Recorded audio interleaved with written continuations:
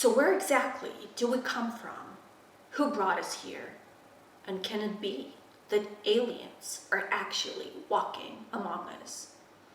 In this episode, I'm going to tell you how I went to Area 51 and retrieved this, which is nothing less than alien piss that I brought back with me. I'm just kidding.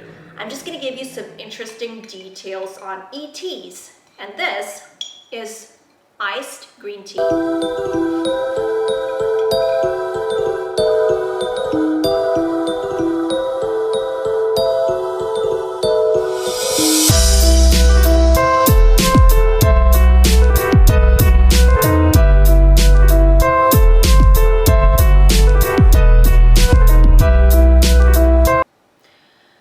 So a lot of the evidence we have comes from Dolores Cannon, who conducted a lot of research into the subject of extraterrestrials.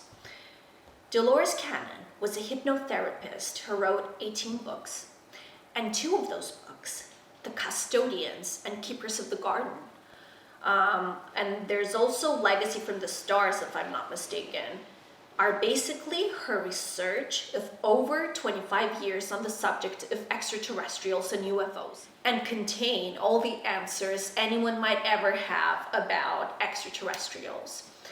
So what Dolores does is basically she has transcripts of the cases of her clients that she put under hypnosis that had what we call missing time, or after they experienced a UFO sighting or a spacecraft from other dimensions and planes of existence, condensed or distorted time, the differences and functions of various alien races, and much, much more.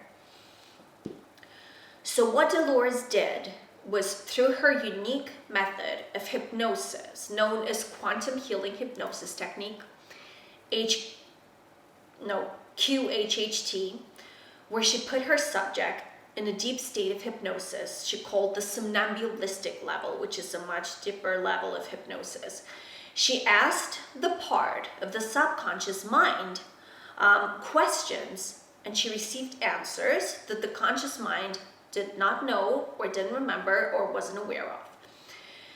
So in the 1980s, Dolores was asked by a group of UFO researchers at the Mutual UFO Network to use her hypnotherapy skills to investigate a possible case of an alien abduction. And this was basically what started her exploration in these matters, her exploration into the ET and the UFO phenomenon. There's this place in the Ozark Mountains of Arkansas named Eureka Springs that has a long reputation of the healing properties of its mineral springs, and also a reputation as a center of paranormal activity. This is where she started, and her first UFO case was a resounding success. So she used her QHHT method to have her subject remember an extraterrestrial encounter she might have had but was made to forget. Despite doing the regression before a group, which Dolores called the goldfish bowl effect because it was done in public instead of her preference for privacy, she achieved spectacular results. The subject recalled the entire encounter and came to realize its greater purpose.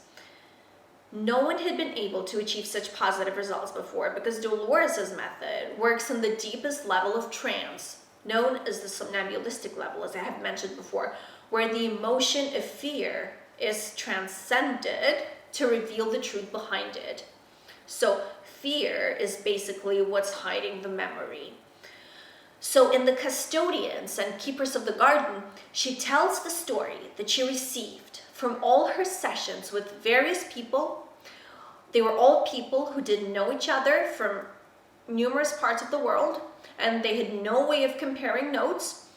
And in this story, what they tell is that we were created by extraterrestrials at the beginning of the world, and there's information on our physical bodies and how they were designed. She also says that ETs are even now watching us and have been watching us all along. That's why they're called the Watchers. And the purpose of creating us was that they decided to give this beautiful planet a creature with intelligence and free will. And their prime directive is the directive of non-interference. But according to her evidence, sometimes they had to come into our world and teach us. For example, about how to grow crops or use tools or things like that. And that's where the legend of the culture bringers comes from. There's various accounts in different cultures talking about the culture bringers, the ones who bring the knowledge. Indians have the corn woman, for example. And in these legends across different cultures, the culture bringer comes either from the sky, or the sea. So personally, for me, the question now is not whether extraterrestrials exist. We've all seen pictures of UFOs and have been seeing them for years and years and years. The sightings that sometimes took place in front of thousands of people. We heard so many stories, including Bob Lazar's from Area 51. We've seen the crop circles, and honestly, at this point for me, that's like kindergarten stuff. It's becoming pretty obvious that the attempted cover-ups are slipping up more and more, and they won't cut it anymore. Nobody trusts the governments or news anymore that make information available only selectively. This is all coming from too many different sources to be one big made-up conspiracy theory. And honestly, an intelligent human has to simply read up a little on the scientific evidence from so many science fields, from how life starts on supposedly sterile environments, and I'm referring to the incredibly diverse ecology that has been thriving on one of the islands in Krakatoa that has been swept clean of any life by lava flows in the 1960s, and then use their deductionary logic to come to the conclusion that in the vastness of the universe, which is apparently endless, and of which human beings have only been able to explore an infinitesimal segment, chances are that we're not the only intelligent life form. Thinking the opposite is quite frankly kind of dumb and small-minded, if I'm being totally honest. But apart from Dolores Cannon's work, in 2015, the British publication The Express published a photo of this weird-looking microscopic rock that was seemingly shooting out biological material. Several scientists expressed one theory of its origin. It was sent to Earth by some unknown civilization in order to continue seeding the planet with life.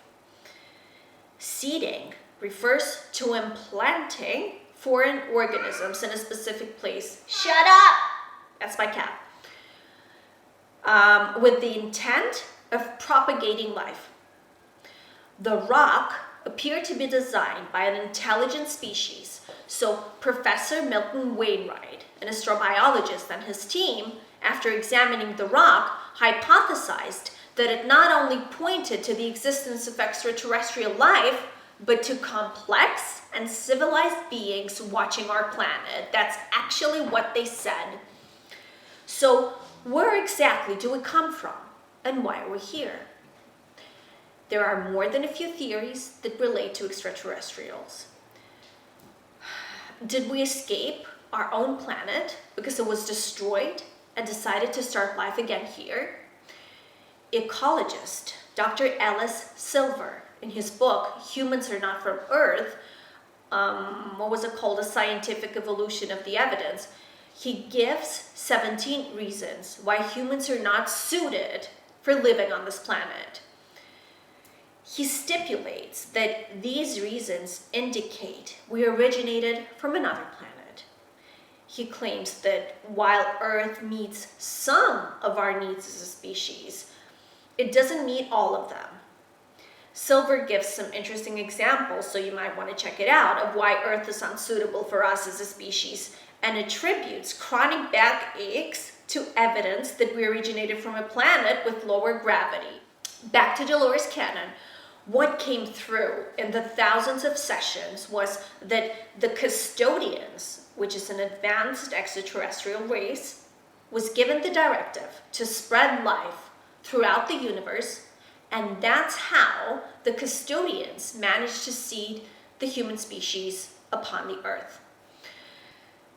What Dolores Cannon found from the subjects she put under hypnosis, the common thread that emerges is that some people are indeed extraterrestrials living in human bodies, but who don't actually remember this is so. This is where the concept of starseed comes in. Dolores reports that she was getting thousands of emails from people who felt like they didn't belong here and who always felt that they wanted to go back home.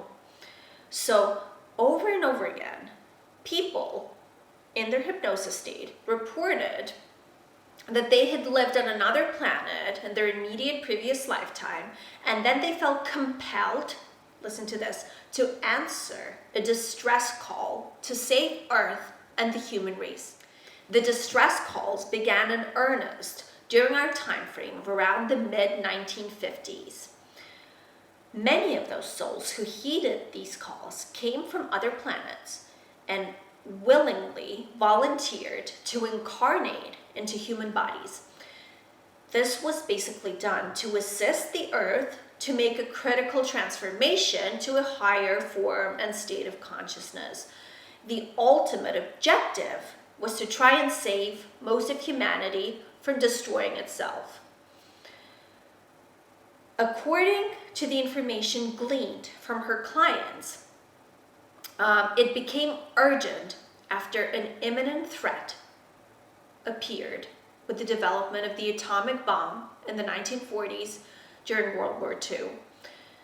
The creation of nuclear weapons served as a dire threat to all of humanity, and after they were implemented in Hiroshima and Nagasaki, a rash of UFO sightings began to occur on planet Earth. That's when they started being reported, like everywhere. The most famous and perhaps initial sighting was the alleged UFO crash in Roswell, New Mexico in 1947. So almost immediately after that, UFOs began to appear virtually everywhere and have been steadily increasing to the present day. And in sync with the UFO sightings, there has been the massive arrival of souls to planet Earth, starting basically in the mid-1950s and 60s with a huge boom in population. We're now what? Over 7 billion, which is quite frankly mind-blowing. Dolores uncovered many other details about extraterrestrials in her hypnosis sessions. For example, how unlike most of the news surrounding ET abductions, and this being some sort of negative thing, that's how they're presenting it. On the contrary, people who were taken to the alien craft that were giving the reports under hypnosis were given DNA upgrades in order to be better able to assimilate into this new Earth that they're now experiencing. So extraterrestrials are basically looking after their own with the supposed abductions. She also reports being in direct communication with perhaps the most well-known and most notorious of all the aliens, the Greys, as we call them, as we have heard them referred to, who are the small reptilian creatures with large heads and the black eyes. We've all seen pictures. So the Greys, what she says, are merely the workers, half robots and half living species, that are simply carrying out orders to perform these DNA upgrades. In other words, while this may sound quite shocking to some, the Greys are part of the custodial team and mean us no harm. So this perspective is counter to what has been found in numerous books, movies, and television.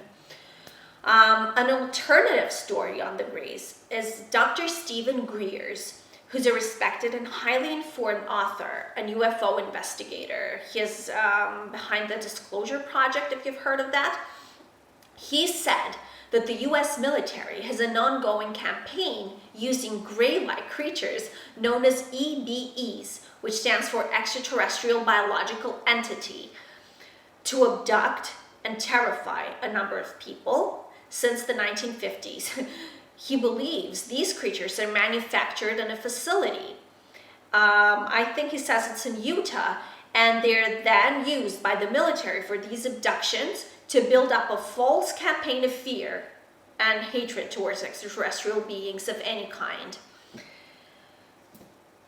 What Dolores Cannon offers is one of the most positive perspectives of all people working in the field of extraterrestrial research.